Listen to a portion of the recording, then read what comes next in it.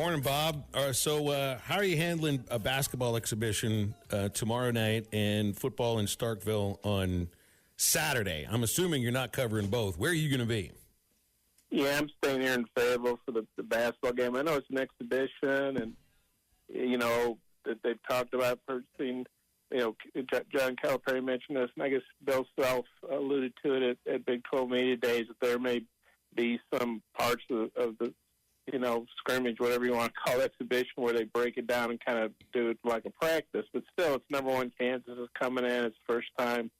The Razorbacks will take the court against another team under Cal. So I felt like it was important to stay here and cover that. And then I can help cover the football game remotely. But, yeah, I'm not going to drive directly from Football Arena to Davis Wade Stadium on Friday night. We kind of made a decision when this game got set for this date that it'd be best for me to stay and cover basketball. Well, let's go about the game that really matters, and this Mississippi State game. What are your thoughts going into this game in Starkville, and how big? I think it's the biggest game of the season for this team. I think this is kind of the football season continues or it ends October 26th. What are your thoughts against Mississippi State? You think this Razorback team can put up more than 24 points? Well, I think they might need to beat Mississippi State, and I agree with you. It's a huge game. So I would agree it's the biggest game to this point because, they're sitting there at 4-3, and we know they got to get to 6 to get bowl eligible. And I realize, they have bigger aspirations than that. I think sometimes fans get all upset when you talk about bowl eligibility, like that's the ultimate goal. Obviously, it's not. The ultimate goal these days is to make the playoffs, and I think Arkansas is not going to do that this year, but I think, Arkansas has a program such that we've seen, it be in the top 12, numerous times in the past, maybe not on a regular basis, but getting ahead of myself there. But yeah, it's a huge game because if they lose this one, honestly, to me, it kind of negates the big win over Tennessee because this is a game that people have circled on the schedule. Maybe it's not fair to say, well, Mississippi State's got a new coaching staff. They're struggling. This is a game Arkansas should win. It is a game Arkansas should win. I believe it's the first SEC game they've been favored. The Razorbacks have been favored to win, I believe. But it's not going to be easy. In my mind, that Mississippi State, they're 1-6. They're 1-4 in the league. They lost 6 in a row. They got blown out at home by Toledo. If Arkansas was playing the team that got blown out by Toledo, I feel pretty good about their chances. I think it's a far different Mississippi State team. I think teams especially under new coaching staffs, can come a long way. They've got a true freshman quarterback they're playing because their senior Blake Shapen hurt his shoulder. He's out for the year. This freshman, I haven't seen a lot of him, but he's been putting up big numbers, and he looks pretty impressive. They're very good offensively. Jeff Lebby was Oklahoma's offensive coordinator. I think we can see what's happened to OU since he left. They fired their coordinator, and they're in a mess offensively. And so I think Mississippi State, they scored, 31 at Georgia. They scored 24 against A&M. So I think they've proven they can put up some points. But their defense statistically is really bad. So I think Arkansas needs to go in there and they need to take care of the ball first and foremost, because I think in their 3 losses they've had 9 turnovers, and I think the opponents only had 1 or 2. So they need to take care of the ball. If they do that, they need to revive the running game, which I think they can do against this team. And if they take care of the ball, they should be able to score 30-plus and win the game. If they don't take care of the ball, it, no pun intended, will turn to a dogfight. Mississippi State, they're capable of beating Arkansas. Arkansas doesn't go in there and play well. Like Mississippi State, it's a very dangerous game. They're desperate to win. Credit to Jeff Lebby and his staff. They don't look like they've lost that team. Those guys are playing hard. They're hungry.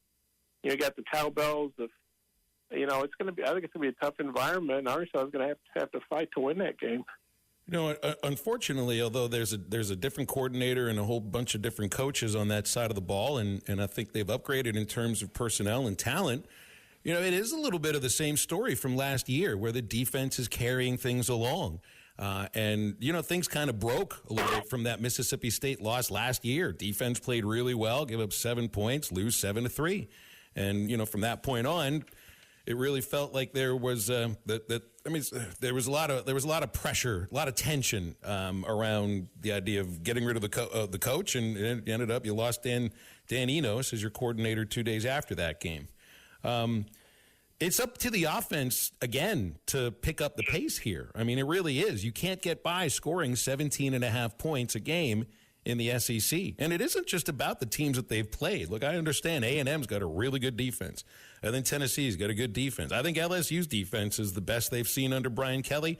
Auburn's not a great defense. They couldn't really move the ball successfully too much against them either. I mean, for me, this Saturday, you get to see the offense just pick things up because Mississippi State's defense is the lowest rated in just about every category in this league.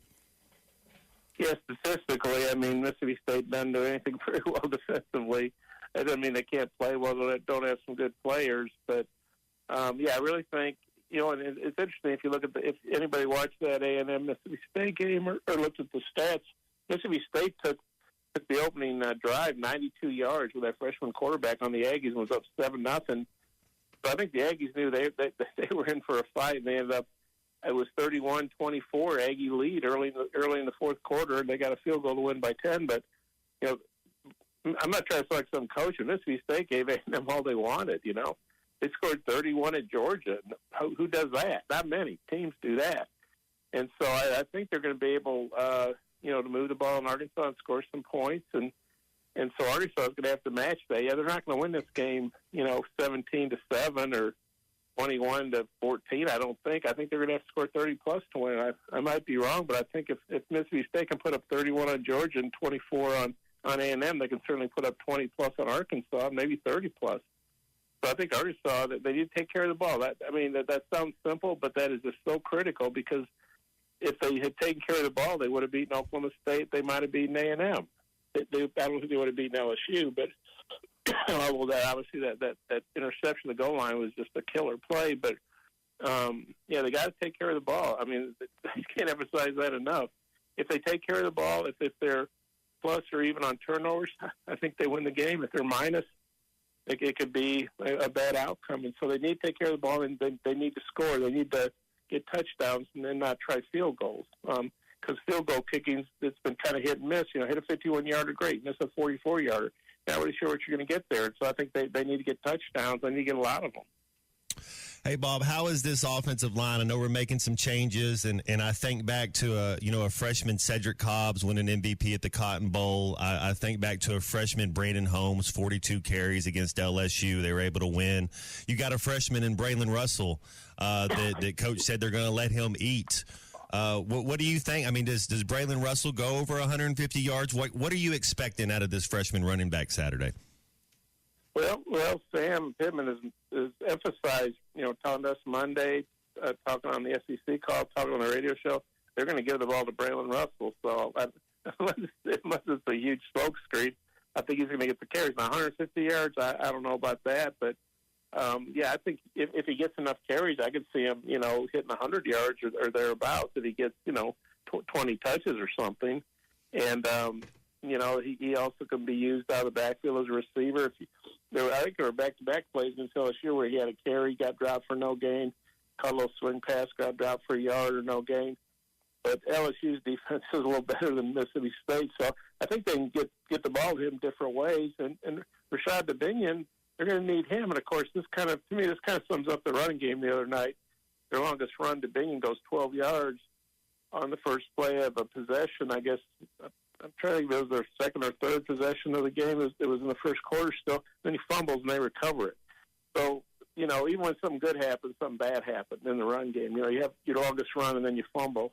And so, but I think they're going to need him. He's a veteran guy. He's a junior. He was out earlier for various reasons, but they're going to need him, assuming it doesn't look like Jaquindon Jackson is going to play. Sam's been saying all along he's doubtful, and he probably, even if he could play, you wonder how effective he could be. Probably needs some time off to get recovered. But, yeah, I think for Arkansas to win, they're probably going to need definitely need to run the ball better, and Braylon Russell goes along with that, a big game from him. All right, so tell me, who do you know is either available or unavailable for tomorrow's exhibition, or do we know anything about that? Because I don't think Cal's spoken since last Wednesday. I know you get Kenny Payne in like 35 minutes, so maybe there's some information coming from him. But do you have any info on who may be available tomorrow for Arkansas? Well, yeah, actually, Cal talked to the Hogs Illustrated Sports Club on last Thursday, a week from today, a week or last Thursday, a week ago, and he said they had a bunch of guys banged up, but he wasn't specific, and I don't know what his definition of a bunch is, but we saw when they played, their open practices in Hot Springs and Pine Bluff, that John L. Davis wasn't taking part, and the Duciero was not taking part, and Jonas Adu. Those are three, possible starters, and so those are key guys. But as Cal said, you don't play guys in the exhibition if they're not healthy. And Bill Self, the Kansas coach, he was at SEC media days, I think it was yesterday, and he said they're going to be missing some guys. It sounds like Hunter Dickinson, their big All-American center, won't play. And it would have been cool to see Jonas Adu and Hunter Dickinson go at it. They played, I think it was in Maui. I think it was Maui last year they played, and so that'd be a great matchup, which probably isn't going to happen. But so both teams won't be at full speed. Or full strength. It doesn't sound like, but that doesn't mean you can't get a good idea of some of the other players. But Boogie Fland, he's a guy that a little bit we got to see. Boy, he's impressive. True freshman, but sure doesn't act like that. He seems wise beyond his years, and so I'm real anxious to see him play low with some of the other guys. But yeah, it doesn't sound like either team's going to be at full strength. Bob, we'll leave it there. Hope everything goes well tomorrow night. I mean, it's going to be an amazing atmosphere. It just kind of, you just don't know exactly what it is you're going to be watching, right? Yeah, it's going to be kind of wild. The SEC network's coming in, so it's going to be on TV, and I think there's going to be a lot of excitement. I mean, it'd be cool to see a real game like last year when Arkansas played Purdue, but we know that ended up being, I don't know, misleading is the right word, but it was really exciting. Everybody had a good time, and I think, I think it helped Purdue, and it probably helped Arkansas, but Arkansas went on and had a disappointing season. But, yeah, I think there's going to be a lot of excitement in the building because, like I say, it's an exhibition game, but it's Cal's debut in that building as Arkansas's coach, and you get a chance to see these new players, and you bring in the number one team in the country. So, from an exhibition standpoint, it probably doesn't get much better than that. We'll enjoy it, Bob, and we'll talk about it next week. Thanks for your time.